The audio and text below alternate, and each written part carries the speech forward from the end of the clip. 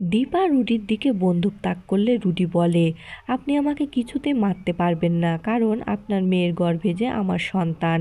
এ কথা শুনে দীপা আরও রেগে যায় আর রুডিকে গুলি করে। তখন সোনা বলে, মা তুমি এটা কি করলে? তুমি আমার স্বামীকে মেরে ফেললে, আমি এখন এই সন্তান নিয়ে কোথায় যাব?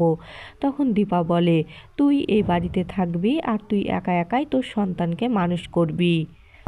আর রূপা কৃষ্ণকে নিয়ে হাসতে হাসতে বলে, এতদিন কৃষ্ণ তোমাকে অস্বীকার করেছিল, আর এখন তো রুডিও মারা গেল, আমরা অনেক খুশি আছি। এখন তুমি কি করবে? তুমি তো সে আমাদের কাছেই হেরে গেলে। সূর্য বলে, মা তুই কোনো চিন্তা করিস না, আমি তোর আবার বিয়ে দিব। তখন সোনা বলে, আমি আর কিছুতেই এই জীবন রাখবো না। আর সোনা চিৎকার শুরু করে। তখন সূর্য সোনাকে বলে, মা তোর কি হয়েছে? এতক্ষণ যা ঘটল তা ছিল সোনার কল্পনা। সোনা কল্পনা থেকে বেরিয়ে এসে বলে, বাবা আমার কিছু হয়নি। আর রুডির মা একটু রাগী, কিন্তু উনি খুব ভালো। তখন রুডির মা বলে, এতদিন আমার মেয়ে সন্তানের শখ ছিল, কিন্তু সোনাকে পেয়ে সেটাও পূর্ণ হয়ে গিয়েছে। তখন সোনা সূর্যকে বলে, বাবা তুমি যে নতুন জায়গায় কাজে গিয়েছিলে, সেখানে গিয়ে তোমার কেমন লাগলো? তখন সূর্য বলে, ভালোই হয়েছে। এরপর সূর্য চলে যেতে লাগলে সোনা পিছু ডেকে সূর্যকে জড়িয়ে ধরে আর মনে মনে বলে, আমি যে বাবা মা হতে চলেছি, এটা কিছুতেই তোমাকে বলা যাবে না। আর এতক্ষণ আমি যেটা ভাবলাম, এটা যদি তুমি শুনো সেটাই ঘটবে। আমি সবটা ঠিক করে দিব, কারো কোনো ক্ষতি হতে দিব না। অন্যদিকে দীপা সোনার ঘরে যেতে চাইলে কাকিয়া কিছুতেই দীপাকে যেতে দেয় না, বলে, তুমি ওখানে গেলে আর একটা কাণ্ড ঘটিয়ে বসবে। আর রূপা এসে দীপাকে ডাকে। তখন উর্মির মা বলে, আমাদের সোনা কপাল গুনে একটা শ্বশুর বাড়ি পেয়েছে, ও বাড়ির লোকজন সবাই ভালো, আর তুই অমন মানুষজনের প্রতি অবিশ্বাস করছিস। তোর তো সোনার সুখ সহ্য হচ্ছে না। তখন প্রবীর এসে বলে, তাহলে আজ থেকে আপনি ও বাড়িতে গিয়ে সোনার সাথেই থাকেন। প্রবীর যে এমন একটা কথা বলতে পারে উর্মির মা সেটা কিছুতেই কল্পনা করতে পারেনি। উর্মির মা বলে, আমি কেন যাব? আর উর্মি বলে, রূপা তুই তো অনেক সমস্যার সমাধান করিস, আর কাজের সময় তোকেই খুঁজে পাওয়া যায় না।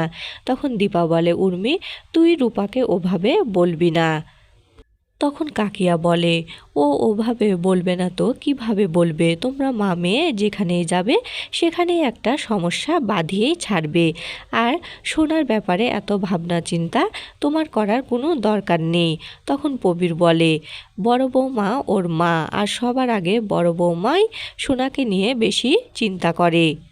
এরপর দীপা রূপাকে নিয়ে অন্য একটা ঘরে চলে আসে। আর রূপা তো তার মাকে রেকর্ডারটা বাজিয়ে শোনায়। দীপা তো অবাক হয়ে যায় আর ভাবে, আমি যা ভেবেছিলাম সেটাই। তখন রূপা বলে, মা এইটুকু শুনে তো কেউ বিশ্বাস করবে না আমাদের, সবাই ভাববে আমরা মিথ্যা বলছি। আমরা জানি, তাই এইটুকু শুনেই বিশ্বাস করছি। তখন দীপা বলে, এবার আমাদের সাবধানে চলতে হবে, ওই রুডির মার কাছে ধরা পড়লে উনি একটা লঙ্কা কাণ্ড বাঁধিয়ে ছাড়বে। সোনা যখন ও বাড়িতে যাবে তখন কিছু একটা ওর ব্যাগের মধ্যে দিয়ে দিতে হবে। তখন রূপা বলে, আমার একটা রেকর্ডার আছে, আর চেনের ভিতরে ঢুকিয়ে সেটা দিয়ে দিব। তখন দীপা বলে, তোর ওটা পছন্দের জিনিস। তখন রূপা বলে, সোনাও তো আমার নিজের। এরপর দীপাকে সূর্য ডাকলে দীপা সূর্যের কাছে আসে। সূর্য বলে, তুমি এতক্ষণ কোথায় ছিলে? তখন দীপা বলে, সোনাকে একটা জিনিস দিব, সেটার ব্যবস্থা করছিলাম। আর রূপা তো এদিকে চেনের ভিতরে রেকর্ডারটা ভরে দিচ্ছে সোনাকে দেওয়ার জন্য।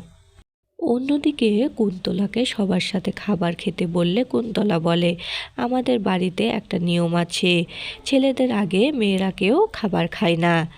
সূর্য তখন বলে, আমাদের বাড়িতে এটা উল্টো, আমার মাও আমাদের সবার সাথে বসে খাবার খেত। তখন কুন্তলা বলে, আমি আমার স্বামীকে খুব ভয় পাই। তখন রুডি বলে, মা তুমি আবার বাবাকে ভয় পাও? তখন রুডি আবার কথাটা ঘুরিয়ে নেয়। রুডির মা তো দীপাকে শুনিয়ে শুনিয়ে বলে, এ বাড়ির বৌঝিরা দেখছি ছেলেদের ভয় পায় না, এখানে তার জ্বলন্ত উদাহরণ আছে। তখন রুডির মায়ের মুখের উপর দীপা বলে দেয় যে, আমরা স্বামী স্ত্রী বন্ধুর মতো চলাফেরা করি। স্বামীকে ভয় পাওয়ার কি আছে। তখন রুডি বলে, আজ থেকে আমিও বন্ধুর মতো সোনার সাথে ব্যবহার করব।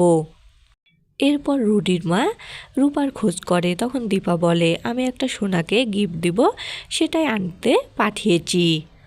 তখন কাকিয়া বলে, ও যতই দূরে থাকে ততই এই পরিবারের জন্য ভালো। তখন সূর্য বলে, তোমরা অমন করে বলছো কেন? তখন সূর্যের বাবা বলে, উনি জানতে চেয়েছেন যেটা সেটারই উত্তর দাও, ওভাবে উত্তর দেওয়ার কি আছে।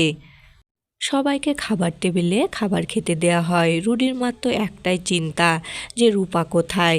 রুডির মা বলে, যখনই এ মা মেয়ে চোখের আড়াল হয় তখনই কোনো একটা সমস্যা পাকায়। এদিকে তো সোনার জন্য উপহার নিয়ে হাজির হয় রূপা।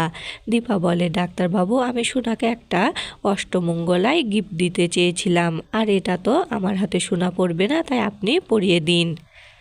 এদিকে তো রুডির মা বলে, খাওয়া দাওয়া তো সব শেষ হলো, এবার আমরা ঘুমাতে যাই, আমি আমার বৌমা সোনার সাথেই ঘুমাবো। তখন বাড়ির সকলে আপত্তি করে। তখন রুডি বলে, আমার কোনো সমস্যা নেই, অনেক খেয়ে ফেলেছি, যে কোনো একটা ঘরে ঘুমালেই হবে।